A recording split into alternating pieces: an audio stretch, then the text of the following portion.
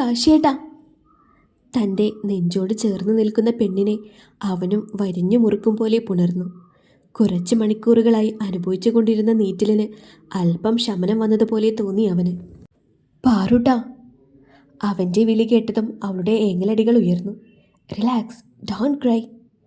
അവൻ പറയുന്നുണ്ടെങ്കിലും അവൾ അതൊന്നും ശ്രദ്ധിക്കാതെ അവനെ അവളെക്കൊണ്ടാകും വിധം ഇറുകെ പുണർന്നുകൊണ്ട് നിന്നു. ആദിയും ക്രിസ്റ്റിയും മറ്റുള്ളവരെ തന്നെ ശ്രദ്ധിക്കുകയായിരുന്നു. കാര്യം അത്ര പന്തിയല്ല എന്ന് അവരുടെ മുഖഭാവത്തിൽ നിന്നും തന്നെ മനസ്സിലായി. ബേബി. അവൻ്റെ നെഞ്ചിൽ മുഖം പൂഴ്ത്തി നിന്നവളെ മുഖം അല്പം ബലത്തിൽ തന്നെ അടർത്തി മാറ്റിക്കൊണ്ട് അവൻ വിളിച്ചു. കരഞ്ഞു വിങ്ങിയ കണ്ണുകളോടെ അവൾ അവനെ നോക്കി. പക്ഷേ നിമിഷ നേരം കൊണ്ട് അവൻ്റെ മുഖം വലിഞ്ഞു മുറുകി. അവൻ്റെ നോട്ടം മുഴുവനും അവളുടെ ചുവന്ന് തടിച്ച അവളുടെ വലതു കവിളിലായിരുന്നു. തൻ്റെ പെരുവിരലാൽ അവൻ അവിടെ ഒന്ന് തഴുകി. വേദനയാൽ അവളിൽ നിന്നും വന്ന ശബ്ദത്തിൽ അവൻ കണ്ണൊന്നടച്ചു തുറന്നു. പത്മിനിയും കൂട്ടരും എന്താ നടക്കുന്നത് എന്ന് മനസ്സിലാകാതെ നിൽക്കുന്നുണ്ട്. ജയൻ്റെയും കനകയുടെയും മുഖം ഇരുണ്ടു. അവർ പാറുവിനെ തുറച്ചു നോക്കി. ഹൂ. അവളുടെ കണ്ണുകളിലേക്ക് നോക്കിക്കൊണ്ട് ദേവ് തിരക്കി. അവൻ്റെ സ്വരത്തിലെ ശാന്തതയിൽ ക്രിസ്റ്റിയും ആദിയും പരസ്പരം മുഖത്തോട് മുഖം നോക്കി. ഇനി സംഭവിക്കാൻ പോകുന്നതിൻ്റെ ഒരു ഊഹം കിട്ടിയെന്ന പോലെ. I am asking you Parvati. അവൾ ഒന്നും മിണ്ടുന്നില്ല എന്ന് കണ്ടതും അവൻ ദേഷ്യത്തിൽ ചോദിച്ചു. പാറു അവനെ ഒരു പേടിയോടെ നോക്കി. പിന്നെ അവളുടെ നോട്ടം കനകയ്ക്ക് നേരെയായി. ഇതൊക്കെ ചോദിക്കാൻ നീ ആരാ? അത്രയും നേരം ഒന്നും മിണ്ടാതെ നിന്ന ജയൻ പെട്ടെന്ന് ബോധം വന്നതുപോലെ തിരക്കി. ദേവ് അയാളെ ഒന്ന് നോക്കി. എന്താ കനക ഇതൊക്കെ? ഒരുത്തൻ കൊണ്ടു നടന്ന പെണ്ണിനെയാണോ എൻ്റെ മകൻ്റെ തലയിൽ കെട്ടിവെക്കാൻ നോക്കിയത്? പത്മിനി പറഞ്ഞതും ദേവിൻ്റെ കണ്ണുകളൊന്ന് കുറുകി. അമ്മയൊന്നും മിണ്ടാതെ നിന്നേ. ഇപ്പോഴത്തെ കാലത്ത് ഇതൊക്കെ സാധാരണയാണ്. എനിക്ക് പാർവതിയെ ഇഷ്ടമായി.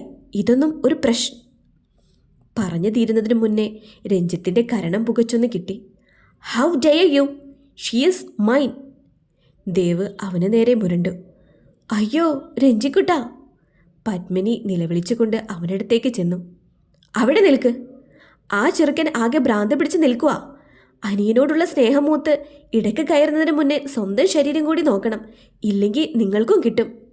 ദേവിന് നേരെ ചെല്ലാൻ നിന്ന രാജേഷിനെ നോക്കി സൗമ്യ കണ്ണുരുട്ടിക്കൊണ്ട് പറഞ്ഞു. ആൻറ്റി, മകനെ വേണമെങ്കിൽ വേഗം ഇവിടെ നിന്ന് കൊണ്ടുപോയിക്കോ. അവൻ സ്നേഹിക്കുന്ന പെണ്ണാണ് പാർവതി. അവൾക്കും അവനെ ഇഷ്ടമാണ്. ഇവിടെ നടന്നത് അതെന്താണെങ്കിലും പാർവതിയുടെ ഇഷ്ടത്തോടെ ആയിരിക്കില്ല. ആദി പത്മിനിയെ കാര്യങ്ങൾ പറഞ്ഞ് മനസ്സിലാക്കാൻ ശ്രമിച്ചു. അതിന് അവന് സ്നേഹമുണ്ടെന്ന് പറഞ്ഞ് എൻ്റെ മകനെ തല്ലേണ്ട കാര്യം എന്താ? ഞാനിത് വെറുതെ വിടില്ല. ഇവനെ പിടിച്ച് പോലീസിനെ ഏൽപ്പിക്കും. ഞാനുള്ള കാര്യം പറഞ്ഞു. പിന്നെ പോലീസ്. അവർ വന്നാലും ഇവിടെ ഒന്നും നടക്കാൻ പോകുന്നില്ല. ഇത് ആള് വേറെയാ. ആദി പറഞ്ഞതും രാജേഷ് പതിയെ തൻ്റെ അമ്മയുടെ അരികിലേക്ക് ചെന്നു. അമ്മേ, ഇവരെ കണ്ടിട്ട് അത്ര നിസ്സാരക്കാരാണെന്ന് തോന്നുന്നില്ല. അവരെ നല്ലവണ്ണം ഒന്ന് നോക്കിക്കേ. എല്ലാം വലിയ വീട്ടിലെ പിള്ളേരായിരിക്കും. ഒന്നും നമ്മുടെ കയ്യിൽ ഒതുങ്ങില്ല. പോലീസും കേസുമൊക്കെ ആയാൽ തൂങ്ങുന്നത് ഇവനായിരിക്കും. രാജേഷ് പറഞ്ഞതും പത്മിനി ഒന്നടങ്ങി. ഈ സമയം രഞ്ജിത്തിനെ തുറച്ചു നോക്കുകയാണ് ദേവ്. ക്രിസ്റ്റി അവനെ തടഞ്ഞു വെച്ചിരിക്കുകയാണ്. അവിടെ നടക്കുന്നതൊക്കെ കണ്ട് എന്ത് ചെയ്യണമെന്നറിയാതെ നിൽക്കുവാണ് ജയനും കനകയും. ഇനി ഒന്നും തങ്ങളുടെ കയ്യിൽ നിൽക്കില്ലെന്ന് അവർക്ക് കുറഞ്ഞ സമയം കൊണ്ട് തന്നെ മനസ്സിലായി. ഇരുവർക്കും പാറുവിനോട് നല്ല ദേഷ്യം തോന്നുന്നുണ്ടായിരുന്നു. പത്മിനി കനകയെ എന്തൊക്കെയോ പറഞ്ഞ് കുറ്റപ്പെടുത്തിയും ചീത്ത വിളിച്ചും കൊണ്ട് തൻ്റെ മക്കളെയും കൂട്ടി അവിടെ നിന്നും ഇറങ്ങിപ്പോയി. പോകുന്ന സമയം രഞ്ജിത്ത് പാറുവിനെ വല്ലാത്തൊരു നഷ്ടബോധത്തോടെ നോക്കി. അത് കണ്ടതും ദേവ് അവനെ തറപ്പിച്ചു നോക്കിക്കൊണ്ട് പാറുവിനെ വലിച്ച് തൻ്റെ നെഞ്ചിലേക്ക് ചേർത്ത് വെച്ചു. കുറച്ച് നിമിഷം വല്ലാത്തൊരു മാനസികാവസ്ഥയിലായിരുന്നു എല്ലാവരും. പാറുവിൻ്റെ ഏങ്ങലടികൾ മാത്രം ഇടയ്ക്ക് കേൾക്കുന്നുണ്ട്. കാശി അവളെയും ചേർത്ത് പിടിച്ചുകൊണ്ട് കണ്ണുകൾ അടച്ചിരിക്കുകയാണ്. അവൻ്റെ മനസ്സിൽ ഇന്നലെ മുതൽ തൻ്റെ പെണ്ണനുഭവിച്ച വിഷമങ്ങൾ മാത്രമായിരുന്നു. ഏത് നിമിഷവും അവൻ്റെ ഭാഗത്തു നിന്ന് ഒരു പൊട്ടിത്തെറി പ്രതീക്ഷിത പോലെ നിൽക്കുകയാണ് മറ്റുള്ളവർ. സാന്ദ്ര പറഞ്ഞ് കാശിയെപ്പറ്റി ഏകദേശം അറിവുള്ളതിനാലാണ് ജയനും കനകയും അല്പം ഒതുങ്ങി നിൽക്കുന്നത്. പാറുട്ടാ. കുറച്ച് നിമിഷങ്ങൾ കഴിഞ്ഞതും കാശി അവളെ വിളിച്ചു. ചെല്ല്, പോയി നിന്റെ എല്ലാ തിങ്സ് എല്ലാം എടുത്തിട്ട് വാ. അവൻ പറഞ്ഞതും പാറു ഉൾപ്പെടെ എല്ലാവരും അവൻ എന്താണ് ഉദ്ദേശിക്കുന്നത് എന്ന് മനസ്സിലാവാതെ നോക്കി. ഇന്നിവിടെ നിന്നും എന്നേക്കുമായി പാർവതി കാശിനാഥനൊപ്പം ഈ പടിയിറങ്ങുകയാണ്. അവൻ പറഞ്ഞതും എല്ലാവരും ഒരു ഞെട്ടലോടെ അവനെ നോക്കി. ഇത് പറയാൻ നീ ആരാ ഇവളുടെ? കുറേ നേരായി വീട്ടിൽ കയറി വന്ന് പോക്രിത്തരം കാണിക്കുന്നു. ക്ഷമിക്കുന്നതിന് ഒരു പരിധിയുണ്ട്. ഇപ്പോ ഈ നിമിഷം ഇവിടെ നിന്ന് ഇറങ്ങിക്കോണം. പാർവതി ഞാൻ പറയുന്നത് കേട്ട് ഇവിടെ നിൽക്കും. അവള് ആരുടെ കൂടെ ജീവിക്കണമെന്ന് തീരുമാനിക്കുന്നത് ഞാനാണ്. ജയൻ ചെയറിൽ നിന്നും ചാടി എഴുന്നേറ്റുകൊണ്ട് ദേവിന് നേരെ ചീറി. കനക തന്റെ ഭർത്താവിനെ അല്പം ഗമയോടെ നോക്കി. ആദിയും ക്രിസ്റ്റിയും പരസ്പരം നോക്കിയൊന്ന് അർത്ഥം വെച്ച് തലയാട്ടി. പാറു കാശിയെ നോക്കി. യാതൊരുവിധ ഭാവവുമില്ലാതെയുള്ള അവന്റെ നിൽപ്പ് അവൾക്ക് ഭയമാണ് തോന്നിച്ചത്. നിങ്ങൾ പാർവതിയുടെ ആരാണ്? കാശി ജയനു മുന്നിൽ വന്ന് നിന്നുകൊണ്ട് തിരക്കി. ഞാൻ അവളുടെ ചെറിയച്ഛനാണ്. എന്നു മുതൽ? കാശിയുടെ ആ ചോദ്യം അയാൾ പ്രതീക്ഷിച്ചിരുന്നില്ല. അതിനാൽ തന്നെ ഒന്ന് പതറി. പേരിനു മാത്രമായി അങ്ങനെയൊരു ബന്ധം അവൾക്ക് വേണ്ട. അവള് എന്റെയാണ്. ഈ ദേവി കാശിനാഥന് സ്വന്തമായവൾ. കുറച്ച് നിമിഷങ്ങൾക്കുള്ളിൽ ഞാൻ അവളെ കൊണ്ടുപോകും. ജയന് നേരെ മുഖമടുപ്പിച്ചുകൊണ്ട് മുരളുന്ന പോലെ അവൻ പറഞ്ഞു. അവന്റെ കണ്ണിലെ തീക്ഷ്ണതയിൽ ജയനൊന്ന് വിറച്ചു. ഓഹോ, അവളെല്ലാം പറഞ്ഞിട്ടുണ്ടല്ലോ. അല്ലെങ്കിലും ഒരു നന്ദിയില്ലാത്തവളാണെന്ന് മനസ്സിലായി. കനക ദേഷ്യത്തിൽ പറഞ്ഞതും ദേവിന്റെ കണ്ണുകൾ അവർക്ക് നേരെയായി. അവന്റെ കണ്ണുകളൊന്ന് കുറുകി. പതിയെ അവൻ കനകയുടെ അരികിലേക്ക് നടന്നു. ബേബി. കനകയെ നോക്കിക്കൊണ്ട് അവർ പാറുവിനെ തന്റെ അരികിലേക്ക് വിളിച്ചു. Did you slap her? പാറുവിനെ ചേർത്ത് പിടിച്ചുകൊണ്ട് അവൻ കനകയോട് തിരക്കി. കാശിയേട്ടാ. പാറു അവനെ ദയനീയമായി ഒന്ന് വിളിച്ചു. പക്ഷേ അവനത് കേട്ടതായി ഭാവിച്ചില്ല. എന്താ? കനക അവൻ പറഞ്ഞത് മനസ്സിലാകാതെ തിരക്കി. അമ്മേ, അമ്മ അവളെ അടിച്ചു എന്നാ തിരക്കിയത്. എല്ലാം കണ്ടുകൊണ്ട് ഒരു മൂലയിൽ നിന്നിരുന്ന ചന്തു തൻ്റെ അമ്മയെ നോക്കി പറഞ്ഞു. ഓ, അതാണോ? അതെ, ഞാൻ തന്നെയാ. അവർ പറഞ്ഞു തീരുന്നതിന് മുന്നേ തന്നെ അവർക്ക് കവളിൽ ഒരു തരിപ്പ് അനുഭവപ്പെട്ടു. ആദിയും ക്രിസ്റ്റിയും ഒഴികെ ബാക്കിയുള്ളവർ ഒരു നടുക്കത്തോടെ ദേവിനെ നോക്കി. ഡാ. കനകയെ തല്ലുന്നത് കണ്ടതും ജയൻ ദേവിന് നേരെ ചീറി. ഷ്, ഇതിവർ ചോദിച്ചു വാങ്ങിയതാണ്. ഇനി മേലിൽ. അത്രയും പറഞ്ഞുകൊണ്ട് അവൻ കനകയെ രൂക്ഷമായി നോക്കി. ബേബി. എല്ലാം കണ്ട് തരിച്ചു നിൽക്കുന്നവളെ വിളിച്ചതും പെട്ടെന്നൊന്ന് ഞെട്ടിപ്പാറു. അവൻ അവളെ തൻ്റെ നെഞ്ചിലേക്ക് ചേർത്ത് പിടിച്ചുകൊണ്ട് അവളുടെ നെറുകയിലൊന്ന് അമർത്തി ചുംബിച്ചു. ഇന്ന് ഇവിടെ നിന്നും എൻ്റെ പാറൂട്ടനെ എന്നേക്കുമായി ഞാൻ കൊണ്ടുപോകുകയാണ്.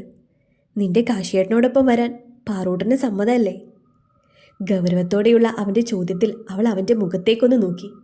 പിന്നെ ഒന്നും മിണ്ടാതെ അവൻ്റെ നെഞ്ചിലേക്ക് മുഖം പൂഴ്ത്തി അവനെ ഇറുകെ പുണർന്നു. ആദിയുടെയും ക്രിസ്റ്റിയുടെയും ചുണ്ടിൽ ഒരു കള്ളച്ചിരിയായിരുന്നുവെങ്കിൽ ജയനും കനകയും വിശ്വാസം വരാതെ പാറുവിനെ നോക്കി. ചെന്ന് ബാഗ് എടുത്തിട്ട് വാ. തൻ്റെ നെഞ്ചിൽ നിന്നും പാറുവിനെ അടർത്തി മാറ്റിക്കൊണ്ട് ദേവ് പറഞ്ഞതും അവൾ ഒന്നും മിണ്ടാതെ റൂമിലേക്ക് പോയി. So mister and mistress Jayabalan, കാര്യങ്ങളെല്ലാം കൃത്യമായി നിങ്ങളുടെ മകൾ വിളിച്ചു പറഞ്ഞിട്ടുണ്ട് അല്ലേ? പാറു മുറിയിലേക്ക് കയറി കഴിഞ്ഞതും ജയന്റെ മുന്നിലെ കസേരയിലിരുന്നു കൊണ്ട് ദേവ് തിരക്കി. ജയനും കനകയും ഒന്നും മിണ്ടിയില്ല. സാന്ദ്ര പറഞ്ഞ് ഞാൻ എന്താണെന്നും ആരാണെന്നും അറിഞ്ഞ സ്ഥിതിക്ക് ഒരു പരിചയപ്പെടുത്തലിൻ്റെ ആവശ്യമില്ലല്ലോ. ഇന്ന് നടന്നതിൻ്റെ എല്ലാ മാസ്റ്റർ ബ്രെയിനായ സാന്ദ്രയെ ഞാനൊന്ന് കാണുന്നുണ്ട് എന്നവളെ അറിയിച്ചേക്ക്. പിന്നെ നിങ്ങൾ അറിഞ്ഞത് കോളേജിലെ ദേവിനെ മാത്രമാണ്. പക്ഷേ കാശി അങ്ങനെയല്ല. പാർവതിക്ക് ഇനി നിങ്ങളിലേക്കൊരു മടക്കമുണ്ടാവില്ല. തിരിച്ച് നിങ്ങൾക്കും അങ്ങനെയാകണം. അതല്ല വീണ്ടും മകളുടെ വാക്ക് കേട്ട് ഇറങ്ങി തിരിച്ചാൽ നശിപ്പിക്കും. അതും വേരോടെ പിഴുത്. വല്ലാത്തൊരു വന്യതയായിരുന്നു അവൻ്റെ ഭാവത്തിലും ശബ്ദത്തിലും. അത് ജയനിലും കനകയിലും ഉണ്ടാക്കിയ ഭയം വളരെ വലുതായിരുന്നു. തിരികെയുള്ള യാത്രയിലാണ് കാശിയും പാറുവും. രണ്ടുപേരും കാറിൻ്റെ ബാക്ക് സീറ്റിലാണ്. കാറിൽ കയറിയപ്പോൾ മുതൽ കരഞ്ഞുകൊണ്ടിരുന്ന പാറു കാശിയുടെ ദേഷ്യത്തോടെയുള്ള 2 വാക്കിൽ അവൻ്റെ നെഞ്ചിൽ മുഖം പൂഴ്ത്തി കിടന്നു കളഞ്ഞു.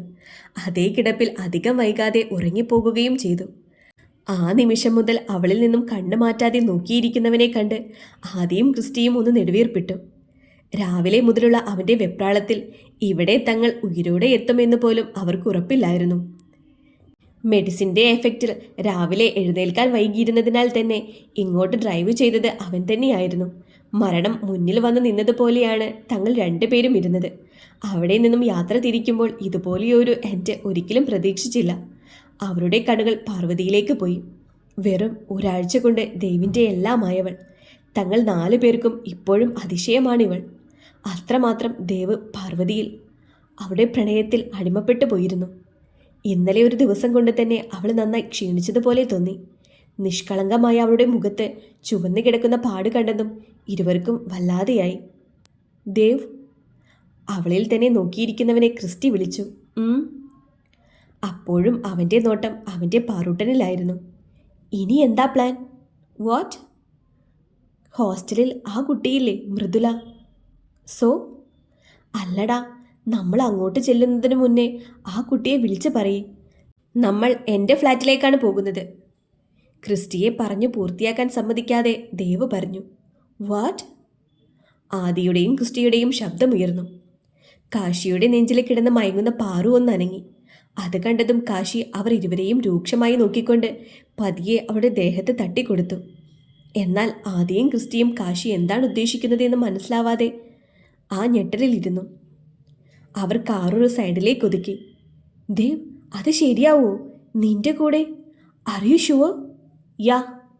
യാതൊരു കൂസലുമില്ലാതെയുള്ള അവൻ്റെ സംസാരത്തിൽ ഇരുവരും ഒന്ന് നിശ്വസിച്ചു. ദേവ്, പാറു സമ്മതിക്കോ? I don't care. പാർവതി ഇനി മുതൽ എനിക്കൊപ്പമായിരിക്കും. അത് എൻ്റെ തീരുമാനമാണ്. ഉറച്ച വാക്കുകളായിരുന്നു അവൻ്റേത്. ഇനി ഒന്നും പറയുന്നതിൽ കാര്യമില്ല എന്ന് മനസ്സിലായതും ആദി ഒന്നും മിണ്ടാതെ കാറ് മുന്നോട്ടെടുത്തു. അപ്പോഴും ഒന്നും അറിയാതെ പാറു നല്ല ഉറക്കത്തിലായിരുന്നു.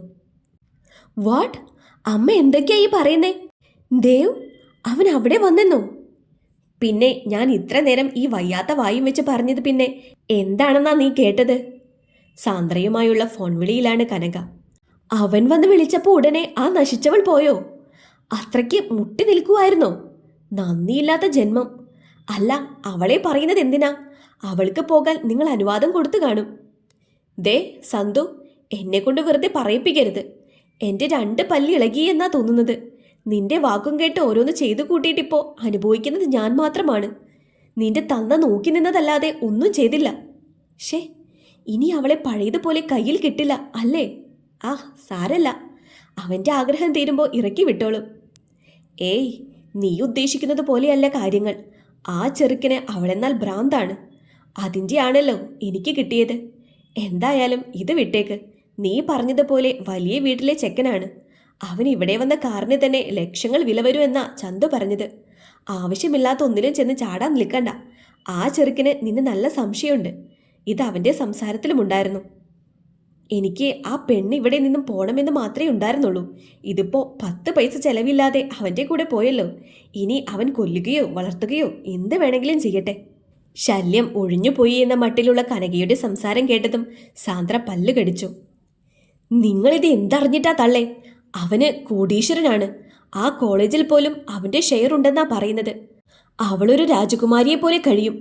എല്ലാമായി കഴിയുമ്പോൾ അവളും മാറും. പതിയെ ഓരോ അവകാശങ്ങളും ചോദിച്ചു കൊണ്ടുവരും. നമ്മുടെ തറവാട്ടിൽ കൊലപാതകിയാണെന്ന് പറഞ്ഞാലും അവളുടെ അച്ഛനും അവകാശമുണ്ട്. അവളത് വേണമെന്ന് പറഞ്ഞ പുഷ്പം പോലെ അവനത് നേടിക്കൊടുക്കാൻ സാധിക്കും. അവസാനം നമ്മൾ പെരുവഴിയിലാകും. അങ്ങനെയൊക്കെ ഉണ്ടാവോ? കനക ഒരു ടെൻഷനോടെ തിരക്കി. പിന്നല്ലാതെ. അയ്യോ, ഇനി എന്ത് ചെയ്യും മോളെ? അറിയില്ല. എന്താണെങ്കിലും നാളെ അവൾ കോളേജിലേക്ക് വരുമല്ലോ. ഞാനൊന്ന് കാണട്ടെ. കൂടെ കൂട്ടിയെങ്കിലും അവൻ അവളെ ഹോസ്റ്റലിലായിരിക്കും ആക്കുക. എന്താണെങ്കിലും അവൻ്റെ കൂടെ ഒരു ജീവിതം അവൾക്കുണ്ടാകില്ല. അതിനിപ്പോൾ അവളെ കൊല്ലേണ്ടി വന്നാൽ അങ്ങനെ. അത്രയും പറഞ്ഞുകൊണ്ട് സാന്ദ്ര കോള് കട്ട് ചെയ്തു. ഇതൊക്കെ എവിടെ ചെന്ന് നിൽക്കുമെന്നോർത്തതും കനകയ്ക്ക് വല്ലാത്ത ഭയം തോന്നി. മോളെ. ഹോസ്പിറ്റലിൽ ICUവിന് മുന്നിൽ കരയാൻ പോലും മറന്നിരിക്കുന്നവളെ കണ്ടതും മഹാലക്ഷ്മി കണ്ണീരോടെ വിളിച്ചു. ആൻറ്റി. ഒരു ആശ്രയം കിട്ടിയ പോലെ നീരജ ഉറക്കെ കരഞ്ഞു. മോളെ, കരയാതെ. ഒന്നും ഉണ്ടാകില്ല. ആൻറ്റി, എൻ്റെ അപ്പ.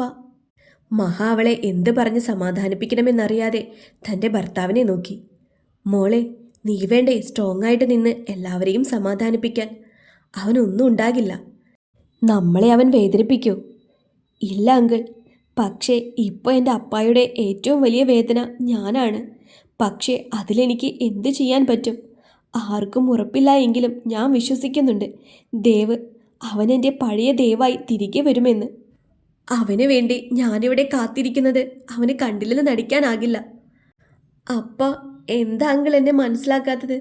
എനിക്കവനെ അല്ലാതെ ആരെയും. അത്രയും പറഞ്ഞപ്പോഴേക്കും അവൾ വിങ്ങിപ്പൊട്ടി. അവനെ കുറ്റം പറയാൻ പറ്റില്ല മോളെ. കാരണം അവൻ്റെ സ്ഥാനത്ത് ആരാണെങ്കിലും ഇങ്ങനെ തന്നെ പറയൂ.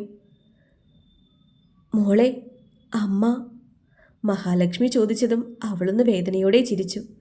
അപ്പാക്ക് ചെറിയൊരു തലവേദന വന്നാൽ പോലും സഹിക്കാൻ പറ്റില്ല. അപ്പോൾ ഇങ്ങനൊരു ആക്സിഡൻറ്റ് മനസ്സിനെ പോലെ ശരീരത്തിനും താങ്ങാൻ പറ്റി കാണില്ല. തകർന്നു പോയി പാവം. ഇപ്പോൾ റൂമിലേക്ക് മാറ്റിയിട്ടുണ്ട്. ആൻറ്റിമാർ അവിടെയുണ്ട്.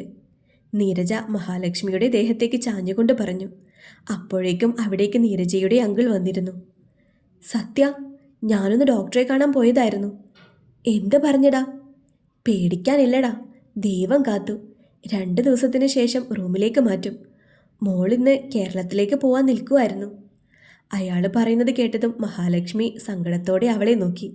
ഒരു വേള ദൈവത്തിനൊപ്പം തന്നെ തൻ്റെ മകനോടും അവർക്ക് ദേഷ്യം തോന്നിപ്പോയി. ഈയൊരു പെണ്ണിനെ ഇങ്ങനെ കണ്ണീര് കുടിപ്പിക്കുന്നതിൽ